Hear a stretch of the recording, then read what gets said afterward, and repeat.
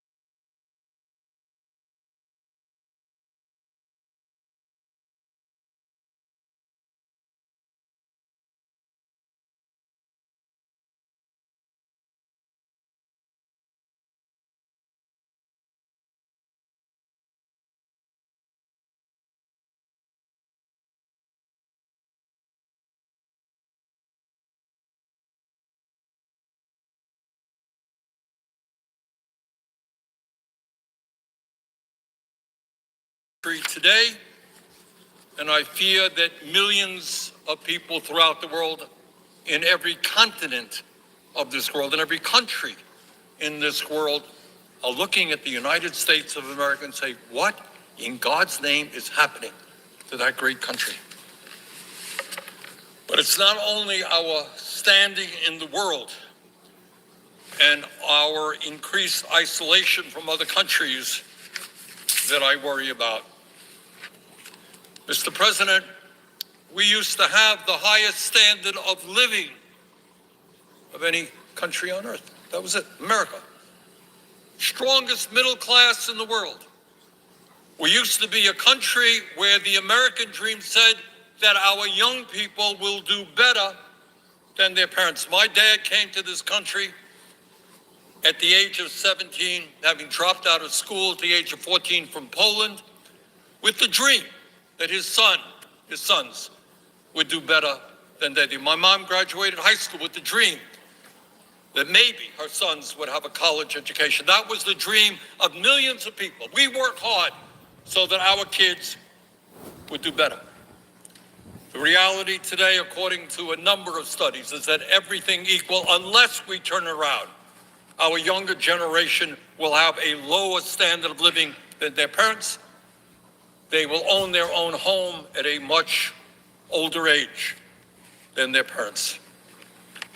And when we talk about America being in a state of decline and the need to bring about fundamental transformation of this country, understand that 2/3 of the American people, according to a New York Times poll the other day, 2/3 of the American people now believe that a middle-class lifestyle is out of reach. We used to be a country of the middle class. And now 2/3 of the American people say, no, the American middle-class lifestyle is out of my reach. Mr. President, we used to be the best educated country on earth, best public school systems on earth. Not the case anymore.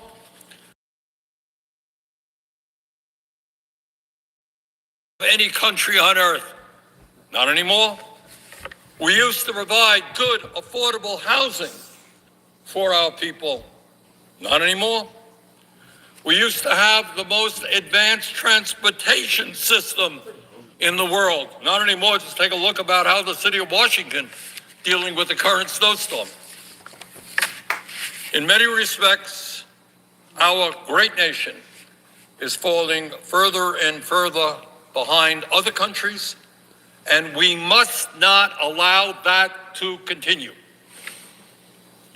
Mr. President, the United States, our people have faced horrific crises in the past, going back to the very beginning, the origins of this country, when a small number of people dared to have the dream and the courage to take on King George III and the British Empire and the most powerful military in the world, because they wanted their independence and they wanted their freedom. That was a crisis, and they prevailed. In the 1840s, there were people who were saying slavery is an abomination. It is immoral. We can't talk about a Declaration of Independence that says all men are created equal and enslave millions of people. We've got to end slavery. And they struggled and they struggled, the abolitionists. And there was a horrible civil war where so many people died. Finally, we ended the abomination of slavery. And the struggle continued to Martin Luther King Jr. and the Civil Rights Movement and the end of segregation. This country went through people were unemployed. And government had to redefine itself. And we did that. When the Japanese attacked Pearl Harbor in 1941, December of 1941, we were not prepared to fight a war in the East or a war against Hitler in Europe. And yet within a few years, because the country came together, and instead of building cars, we built tanks and we built fighter planes, we ended up winning that war. Won a war on two fronts. Bottom line, in all of these crises and others, the nation came together and prevailed. We did it then, and I have little doubt if we do not allow people to divide us up by where we were born or the color of our skin, we can once again overcome the crisis that we are in right now, which in my view is the most serious crisis in the modern history of our country. And let me just say a few words about what is happening in Minneapolis right now as I speak. Let me be very clear. America is not about and must never be about a domestic military force called ICE, which, as we speak at this moment, is occupying a military occupation of one of our great American cities, Minneapolis, and is terrorizing the occupants in that city. America is not and must never be about federal agents shooting American citizens down in cold blood, breaking down doors to arrest people, or sending 5-year-olds to detention centers, all in clear violation of our Constitution. That is what takes place in dictatorships, in authoritarian societies, where there is not a rule of law. It does not and it must not be allowed to take place in the United States or any democracy on earth. So let me be very clear. ICE must get out of Minnesota now. ICE must get out of Maine now. ICE must stop terrorizing the American people.